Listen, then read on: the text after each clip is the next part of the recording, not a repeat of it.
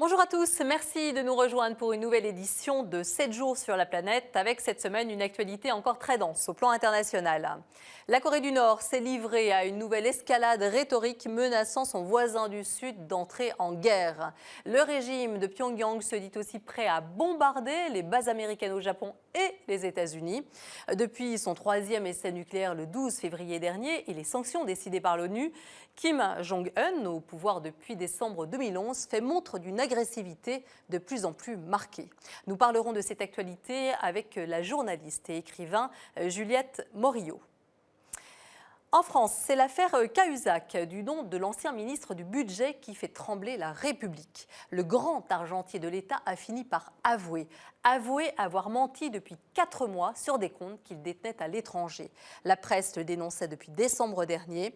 Avec cette fraude et ce mensonge, c'est l'intégrité de toute la classe politique qui, une nouvelle fois, est pointée du doigt.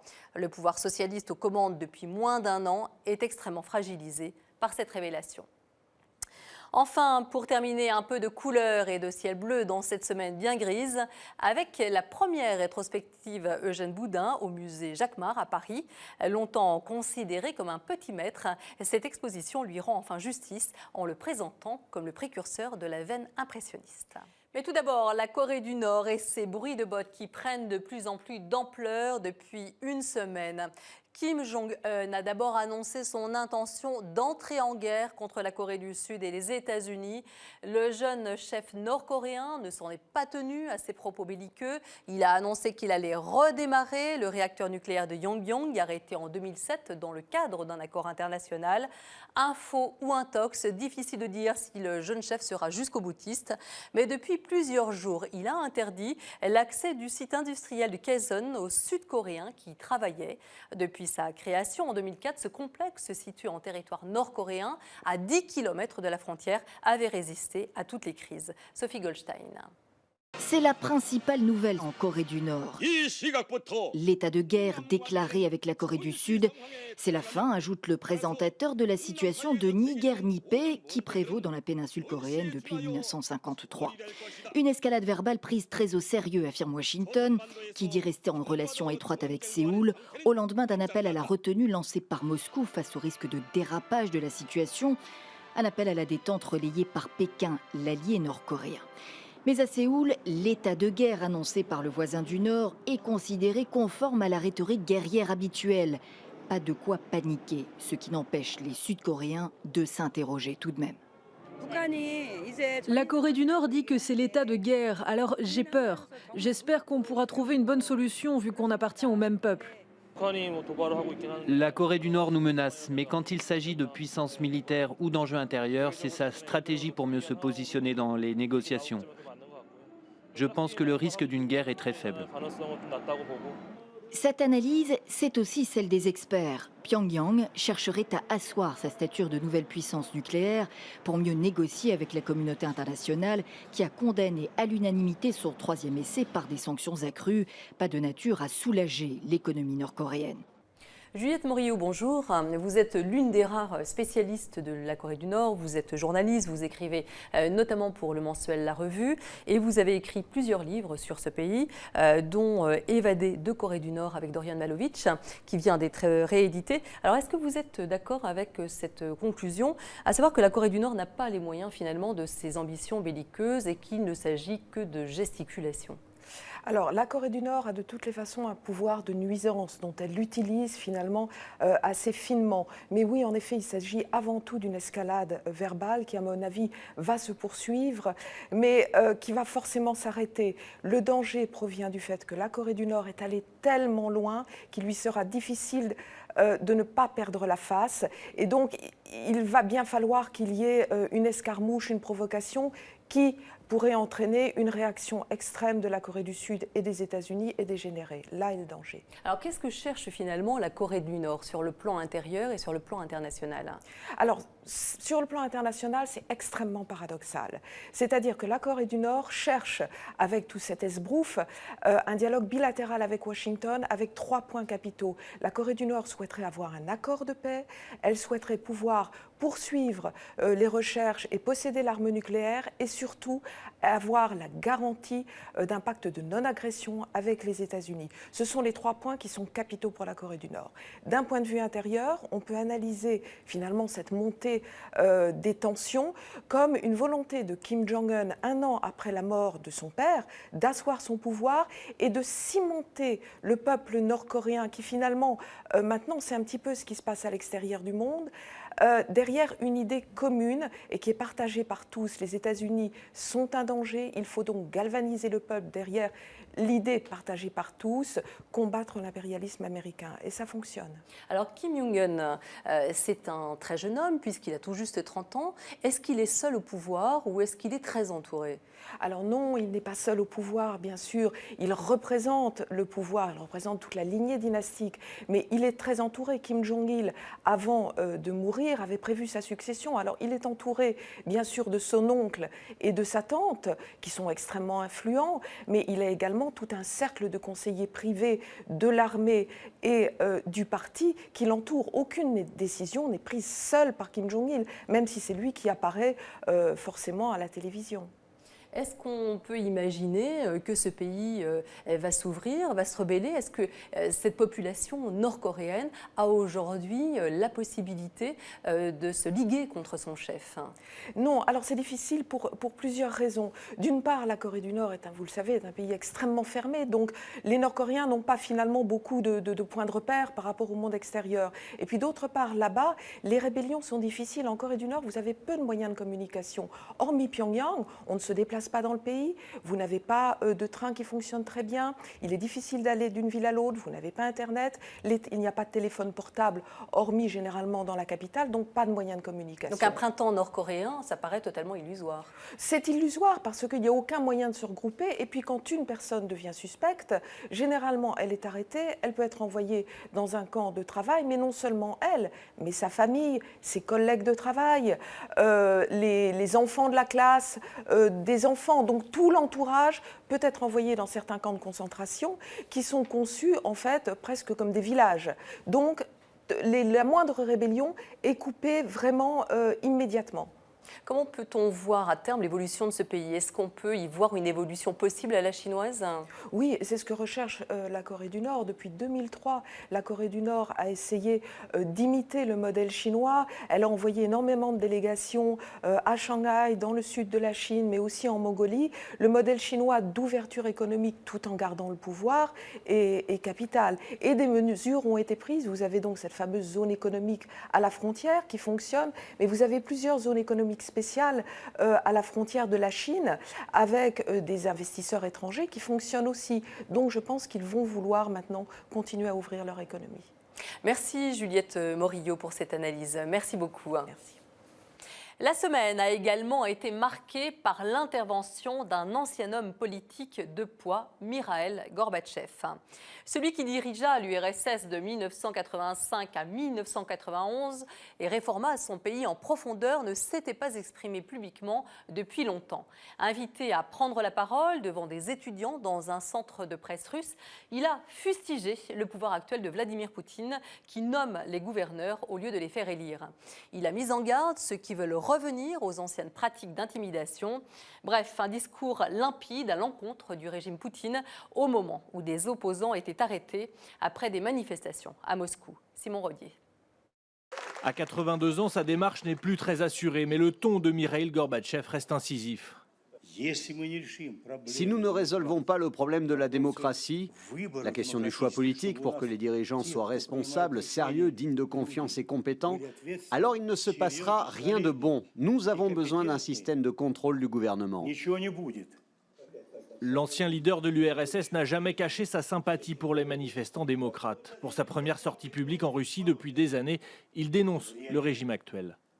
Il n'y aura pas de retour en arrière. Même si Vladimir Poutine et les autres espèrent qu'ils vont revenir aux vieilles méthodes de force, de peur et de contrôle par la peur. La réaction de Gorbatchev fait écho aux dernières interventions contre des ONG étrangères, des perquisitions menées dans les locaux d'organisations comme Amnesty International, officiellement pour vérifier leur bonne conformité avec la législation. Ce n'est pas l'avis des ONG concernées. D'une façon ou d'une autre, il s'agit de mettre fin aux activités des défenseurs des droits de l'homme qui sont gênants pour le gouvernement parce qu'ils révèlent les failles du système, les failles de ce pays. Des failles dénoncées par des manifestants à Moscou. Ils tentaient de faire entendre leur voix après l'emprisonnement de collègues activistes opposants à Poutine. Et à la question de savoir ce qu'ils venaient dire ce jour sur la place rouge, la réponse est claire et nette. Nous voulons dire que la démocratie en Russie est morte. Ici, ce sont des funérailles. La cérémonie s'est terminée avec la police par une dizaine d'arrestations. Alors si la démocratie est moribonde en Russie, en revanche, le Kenya peut s'enorgueillir d'avoir fait un pas cette semaine en faveur d'une meilleure gouvernance. La première puissance économique d'Afrique de l'Est, dont les élections de 2007 avaient été entachées, rappelez-vous, par un bain de sang, a cette fois connu un processus électoral sans heurts. La Cour suprême kenyane a validé cette semaine la victoire d'Ohuru Kenyatta au scrutin présidentiel du 4 mars dernier. Son opposant, Raila Odinga, qui avait dénoncé un bourrage des urnes en faveur de son opposant, avait demandé l'arbitrage d'une instance impartiale. Et devant le verdict de la Cour suprême, Raila Odinga s'est incliné. Amélie Cano. La fin d'une longue attente. 26 jours après le scrutin, la Cour suprême valide l'élection présidentielle kenyane. Uhuru Kenyatta et son colistier William Ruto vont donc pouvoir prêter serment comme président et vice-président du pays. Les troisième et quatrième défendeurs ont été valablement élus et sont respectivement déclarés président et vice-président de la République du Kenya suite à l'élection présidentielle du 4 mars 2013. Les 6 juges ont estimé que l'élection s'est déroulée de manière libre, équitable, transparente et crédible. Candidat malheureux à ce scrutin, l'actuel Premier ministre Raila Odinga a accepté sa défaite. J'ai l'espoir que le prochain gouvernement sera fidèle à notre Constitution et l'appliquera à la lettre pour le bien-être de notre peuple.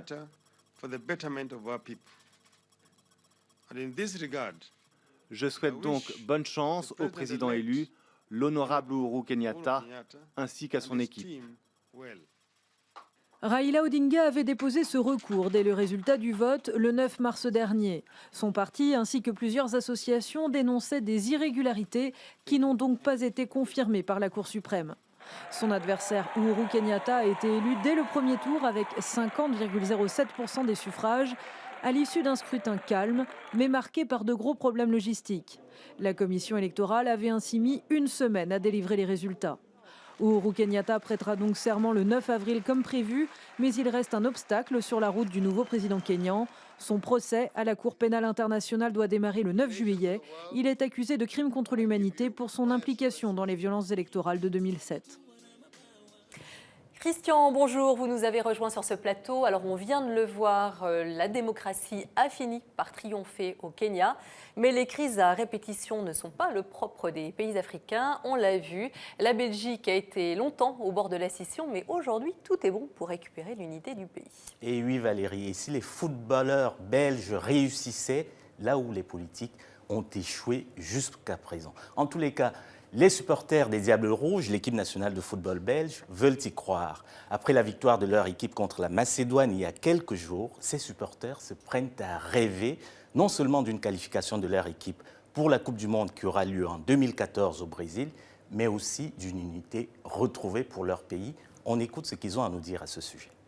C'est au-dessus de la politique, c'est au-dessus de tout, quoi. C'est le football. Et c'est bien que le sport nous réunisse, c'est ce que... On a beau, il y a peut-être du nationalisme un peu de tous les côtés, mais le nationalisme du football, du sport, ça c'est quelque chose de bien. Et oui Valérie, comme on vient de le voir, le football au secours de la politique. Et la Fédération belge de football l'a bien compris. Elle met tout en œuvre actuellement pour que tous les Belges, flamands et wallons, soient derrière les Diables Rouges. Marc Wilmots, le sélectionneur national, et Eden Hazard, l'un des leaders de cette équipe, ont relayé ce message. Écoutez ce qu'ils disent. Je ne joue pas avec des collègues flamands, moi je joue avec des collègues belges et c'est le même drapeau, c'est le même pays. Quand je vois ce patriotisme, évidemment ça peut faire que nous rendre heureux. Nous on ne fait pas de politique, Donc on est là pour faire du plaisir, donner du plaisir au peuple. Oui, donc Christian, ils ne font pas de politique, mais leur succès semble avoir des conséquences politiques considérables. Et oui, Valérie, un peu partout dans le monde, et la Belgique ne fait pas exception, le football est en effet considéré comme l'opium du peuple. Alors en Europe, on parle évidemment beaucoup plus de sa dimension économique, mais les aspects politiques ne sont pas négligeables. Et souvenez-vous, en 1998, lors de la Coupe du Monde en France, du slogan « Blanc, Black, Beurre ». Alors, le slogan a fait long feu et beaucoup de supporters et de Français se sont réveillés avec la gueule de bois. Espérons que les Belges, de ce point de vue, auront un sort beaucoup plus heureux, car, comme dit le dessinateur belge Philippe Geluck, depuis que je sais que s'aimer, c'est regarder ensemble dans la même direction, je suis obligé de porter un rétroviseur. Espérons que les Belges en porteront un et qui convient. Merci beaucoup Christian pour cette chronique très pertinente. Merci. Celui dont nous allons parler maintenant est accusé de blanchiment de fraude fiscale et fait tanguer la République française. Jérôme Cahuzac, ancien ministre du Budget de François Hollande, a avoué cette semaine être détenteur d'un compte à l'étranger. Malgré les révélations dans la presse il y a plusieurs mois, le ministre, alors en poste, avait continué de nier les accusations à son encontre avant finalement de se rétracter, acculé par les enquêtes en cours. Le président Hollande et l'ensemble du gouvernement s'estiment trahis et abusés. Le pays est quant à lui en état de choc. Le grand argentier de la France, qui précisément traquait les fraudeurs fiscaux et demandait aux Français de se serrer la ceinture, a avoué être lui-même un tricheur. Franck Guénozo. Un coup de tonnerre politique, un coup de théâtre judiciaire, 4 mois de dénégation, finalement des aveux circonstanciés. Pourquoi Jérôme Cahuzac a-t-il brutalement changé de stratégie et avoué devant les juges ? Selon le journal suisse Le Temps, des perquisitions ont été menées récemment dans les locaux de 2 banques de Genève. À cette occasion, les enquêteurs auraient découvert au moins un compte au nom de Jérôme Cahuzac. Difficile dès lors pour l'ancien ministre de nier l'évidence. J'ai l'impression qu'il a adopté le principe de faute avouée à moitié pardonnée, en prenant les devants et en se disant qu'il pourrait bénéficier au moins de la clémence du juge, parce qu'il faut bien savoir que dans toutes les affaires pénales, le juge a un pouvoir de modulation des peines. Quel sera l'impact de ces aveux? L'enquête va-t-elle se poursuivre? Oui, les juges Van Ruymbeck et Le Loir en charge du dossier continuent à enquêter avec l'aide de policiers en Suisse et à Singapour. Ils cherchent à vérifier l'existence de ces comptes, les sommes qui ont pu y transiter et la provenance des fonds qui y ont été versés. Combien d'argent a circulé sur ce compte? D'où venait l'argent? À quoi servait-il? Pourquoi M. Cahuzac mentait-il avec tant d'aplomb? Mentait-il pour lui tout seul? D'où vient cet argent? Jérôme Cahuzac affirme que les 600 000 € sur son compte non déclaré proviennent essentiellement de ses revenus de chirurgien dans les années 90. Et accessoirement, dit-il, de son activité de conseil au laboratoire pharmaceutique, quelques mois seulement après son passage au cabinet du ministre de la Santé de l'époque. Jérôme Cahuzac a-t-il monnayé son carnet d'adresses et outrepassé son rôle de lobbyiste? Les juges devront répondre à cette question. L'ancien ministre affirme en tout cas que son compte n'était plus approvisionné depuis plus de 10 ans. Il a, dit-il, demandé que l'argent soit transféré en France dans les plus brefs délais. Autre révélation cette semaine qui ne va pas arranger les affaires du chef de l'État. Jean-Jacques Augier, trésorier de la campagne de François Hollande en 2012, est actionnaire de 2 sociétés offshore dans les îles Caïmans, un autre paradis fiscal. Aujourd'hui, le mensonge de Jérôme Cahuzac prend plus de place finalement que la fraude fiscale et le blanchiment d'argent dans le débat public, car l'ancien ministre s'est enferré dans son déni, et ce pendant 4 mois. D'abord face au président Hollande qui le convoque en décembre et l'intime à lui dire la vérité, rien que la vérité. Les yeux dans les yeux, le ministre redira au chef de l'État qu'il n'a pas de compte à l'étranger, même aplomb à l'Assemblée nationale devant les députés où la parole est censée être sacré, selon les mots du président de l'hémicycle, Claude Barthelone. Le débat est donc passé du délit au mensonge et a pris du coup une dimension morale un peu à l'anglo-saxonne. Loïc Delamornay. Je n'ai pas, monsieur le député, je n'ai jamais eu de compte à l'étranger, ni maintenant, ni avant. La notion de parjure n'existe pas en droit français en dehors d'un tribunal. Le mensonge d'un ministre devant l'Assemblée ne peut entraîner qu'une sanction politique. Système différent aux États-Unis, où le parjure est un crime. Bill Clinton a frôlé la destitution pour avoir aussi menti devant des parlementaires sur sa liaison avec Monica Lewinsky. Faut-il alors instaurer une loi en France pour punir le mensonge? Les experts sont très réticents à cette idée. Il me paraîtrait extrêmement dangereux et même risqué pour la démocratie de dire maintenant que les hommes politiques n'ont pas le droit de mentir parce qu'une loi va le leur interdire. Parce qu'au fond, on est en train de substituer à l'exigence de morale personnelle et de morale publique un dispositif légal qui serait catastrophique. Pour Martin Hirsch, il ne faut pas se tromper de débat. Ce n'est pas le mensonge qui est en cause. Le scandale dont on parle, qui est un scandale énorme, encore une fois, n'est pas lié au mensonge. Il est lié à la fraude. Aux États-Unis, ce n'est pas la loi contre le parjure qui a fait tomber Nixon, mais le scandale moral. L'opinion publique américaine est beaucoup plus exigeante que la française.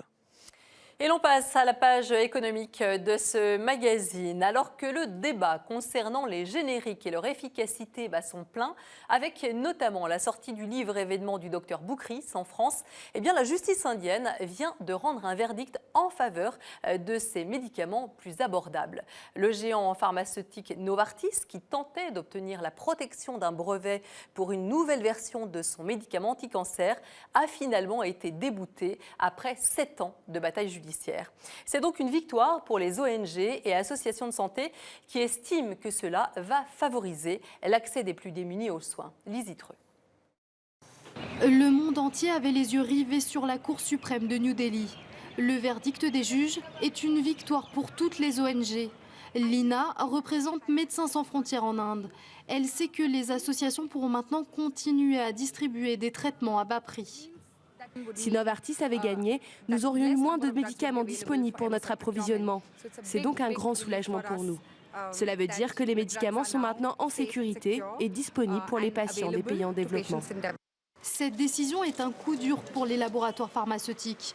Il leur sera désormais difficile de breveter plusieurs fois de suite des médicaments dont la formule n'est que très légèrement modifiée.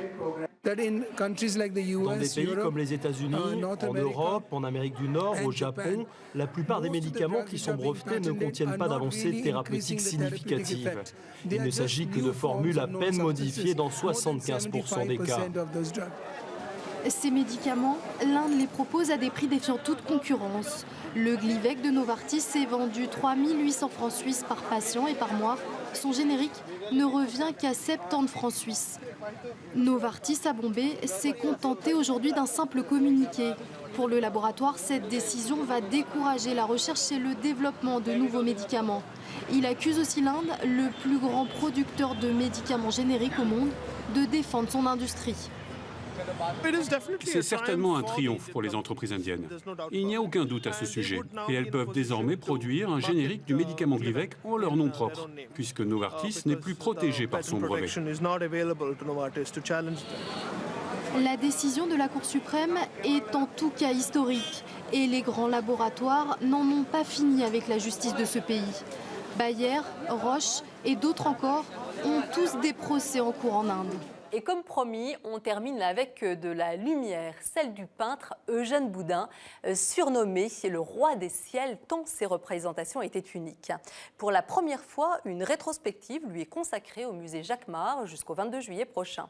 Ce peintre méconnu, né en 1824 et un peu méprisé par les nantis de l'époque, laissera toutefois une forte empreinte artistique puisqu'il sera reconnu par ses pairs, notamment Monet, comme le précurseur de l'impressionnisme. Il sera le premier à restituer l'ambiance d'une époque des plages de Normandie où les élégantes parisiennes venaient prendre leur quartier d'été à Trouville, Deauville ou encore Honfleur. Pascal Deschamps. La plage de Trouville était noire de monde ce jour-là. Comme d'habitude, Eugène Boudin a posé son pliant et son chevalet à même le sable.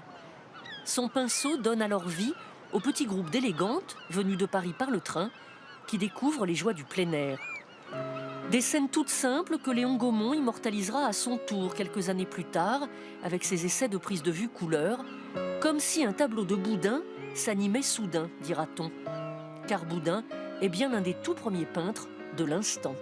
Il montre bien l'éphémère et l'instantané, c'est vrai. On a l'impression qu'on va assister on va y arriver à cette plage. Eugène le Bienheureux aime les femmes, la bonne chair et surtout peindre en extérieur les simples beautés de la nature, dit-il. À Honfleur, sa ville natale, il peint des marines, puis prend le large. Peint les ports d'Anvers, de Bordeaux, de Rotterdam. Et tous remarquent alors ces ciels, ciel d'été ou chargés de nuages, ciel d'orage, ciel du matin ou du soir, aux variations infinies. Monet, 22 ans après la mort de Boudin, quand on l'interroge sur ses relations avec Boudin, il répond en ce qui concerne mes relations avec le roi des ciels. Donc, si vous voulez, ça c'est quelque chose qui est incontesté, de même que Monet est le peintre de l'eau, Boudin reste le peintre du ciel. Une anecdote à propos de Claude Monet. On lui a longtemps attribué à tort ce tableau, retrouvé dans son atelier après sa mort, au point d'y apposer sa signature d'un coup de tampon. Jusqu'au jour où l'on retrouve ce petit tableau méconnu de Boudin, fait au même endroit. Même pâte, même technique. Pas de doute, ce sont bien 2 toiles d'Eugène Boudin.